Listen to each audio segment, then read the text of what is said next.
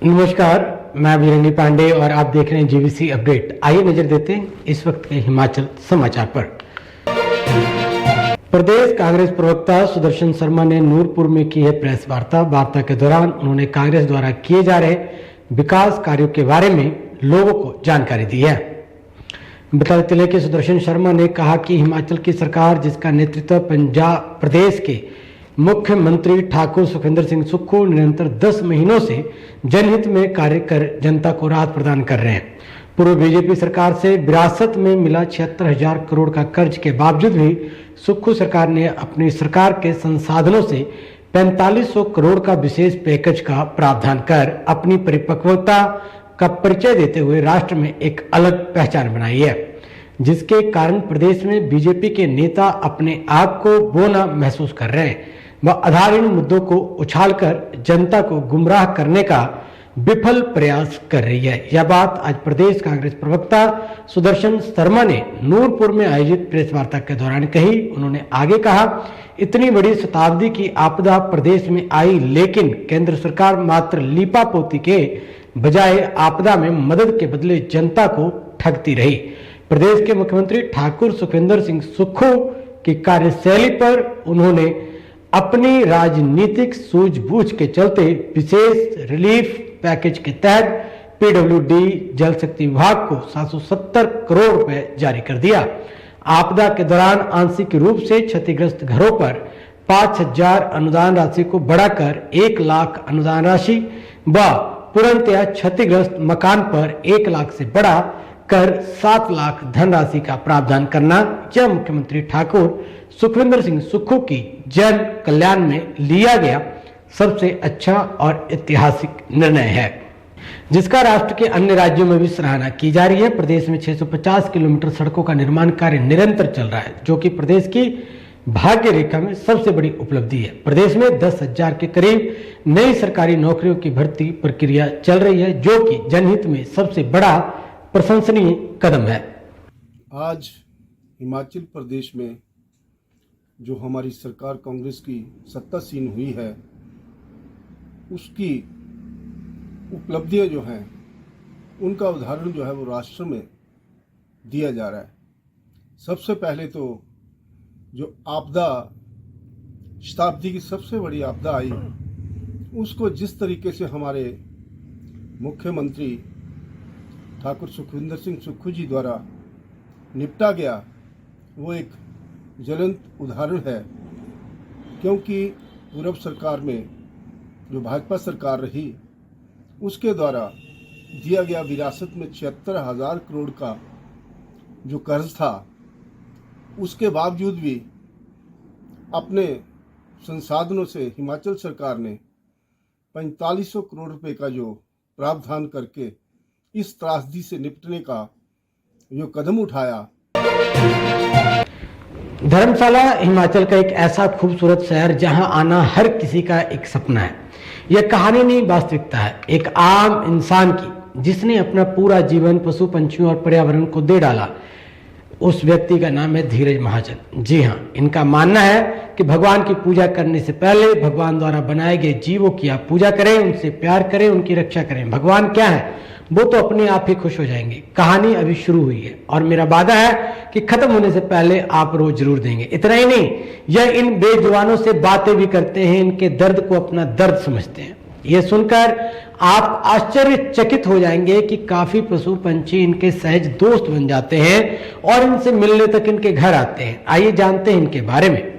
बचपन से ही धीरज महाजन को प्रकृति व पशु पंछियों से प्यार था। जानवर पर हो रहे अत्याचार इनसे देखे नहीं जाते थे। न जाने कितने बचाव इन्होंने इन बेजुबानों के लिए किए, न जाने कितनी पुलिस शिकायतें की। 15 अप्रैल 2022 को इन्हें हिमाचल प्रेरणा स्रोत से सम्मानित किया गया। गाय और कुत्तों के बचाव के साथ न जाने कितने जंगली जीवों का बचाव इन्होंने किया है।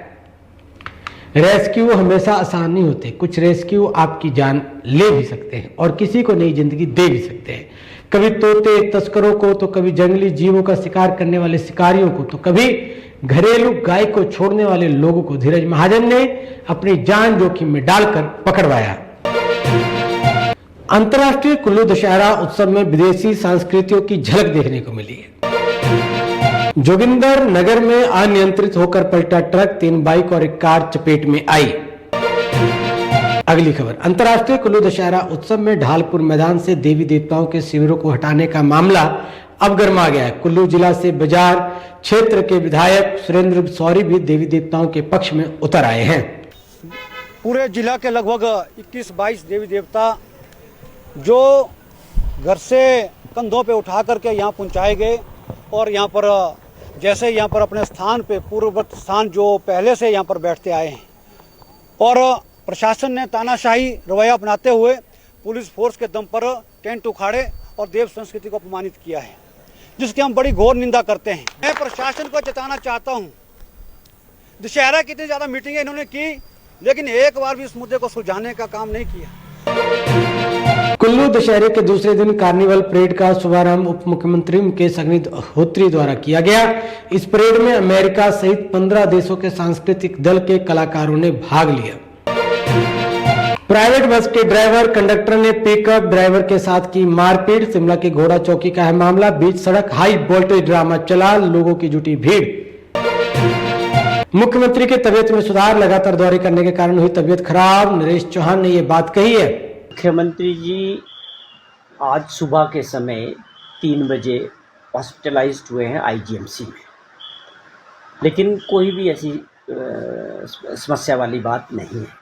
उनके स्टोमक में गैस्ट्राइटिस की वजह से इन्फेक्शन होने की वजह से पेन था और उसको लेके वो जो है हॉस्पिटलाइज्ड हुए हैं। उसके बाद उपचार के बाद ये जो इनिशियल उनका उपचार हुआ उसमें कोई भी सीरियस प्रॉब्लम नहीं है।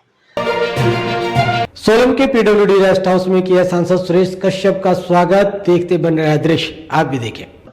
पहले तो मेले की बात कर लें जिसके लिए आज आए हैं। आज जोनाजी पंचायत में बालू घाटी माँ काली माता मेला है और साथ में एक सामुदायिक भवन का उद्घाटन भी वहाँ पर रखा गया है और उसमें ही आज आने का हमारा कार्यक्रम है। दूसरा, जहाँ तक लोकसभा चुनाव की बात है, चुनाव तो खैर अभी दूर है, लेकिन हमारा निरंतर प्रवास का कार्यक्रम 17 के 17 विधानसभा क्षेत्रों में निरंतर बना हुआ है और हर क्षेत्र में, क्योंकि आजकल तो त्यौहार का सीजन है, मेलों का भी सीजन है, तो प्रतिदिन कोई ना कोई कार्यक्रम बन रहा है। निश्चित रूप से जिस प्रकार से आजकल मेलों के माध्यम से और अनेक कार्यक्रम के माध्यम से लोगों से मिलना हो रहा है मेरे संसदीय क्षेत्र की, और हमारा ये भी प्रयास है कि जितना भी संभव हो पा रहा है, हम जानते हैं अभी भारी बारिश के कारण काफ़ी नुकसान हुआ है, तो हम प्रयास कर रहे हैं कि उसकी भरपाई जितना संभव एमपी लैड के माध्यम से हम कर रहे हैं। सोलन विधानसभा क्षेत्र में भी हमारा ये लगातार कार्यक्रम बने। 28 तारीख का फिर कार्यक्रम सोलन विधानसभा क्षेत्र का ही है। हमारा प्रयास है कि अपने संसदीय क्षेत्र में जितना भी संभव हो पाए हम जो केंद्र सरकार की योजनाएं हैं उनको आम व्यक्ति तक उनकी जानकारी और उनको उसके बारे में अवगत कराना, साथ ही साथ सांसद निधि के माध्यम से भी हमारा प्रयास है कि छोटे बड़े जो काम हैं उनको हम पूर्ण कर सकें। एनआईटी में नशे के सेवन से छात्र की मौत के बाद जागा प्रशासन। हमीरपुर में नशे के कारोबारियों पर पुलिस ने कसी नकेल। गत 2 दिनों में हो गई 1 दर्जन नशा कारोबारियों पर कार्रवाई। काफी मात्रा में नशा का सामान भी किया गया जब्त। हमारी जो पेट्रोलिंग पार्टी थी पुलिस की, उनको एक इन्फॉर्मेशन मिली जिसपे कि हमारे एसएचओ नदौन जो थे वो मौका पर मौजूद थे, तो उन्होंने चेकिंग के दौरान एक गाड़ी रोकी, तो गाड़ी से हमें 1 किलो और 491 ग्राम चरस मिली है। विधायक राजेंद्र राणा ने किए 44,92,000 के शिलान्यास। कहा पर्यटन की दृष्टि से विकसित किया जाएगा सुजानपुर शहर।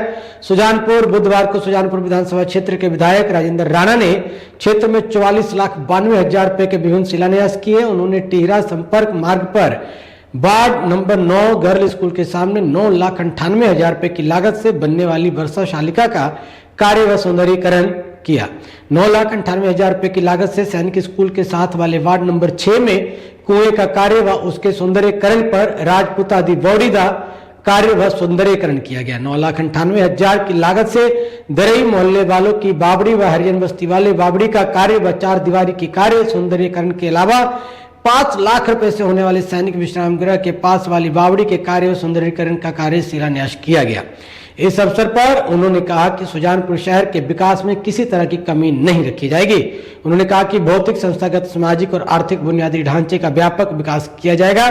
शहर के लिए बेहतरीन योजना बनाई जा रही है ताकि बेहतर शिक्षा, स्वास्थ्य व अन्य मूलभूत सुविधाएं मिलने के साथ रोजगार के अवसरों में बढ़ोतरी हो, लोगों की जीवन शैली में सुधार हो।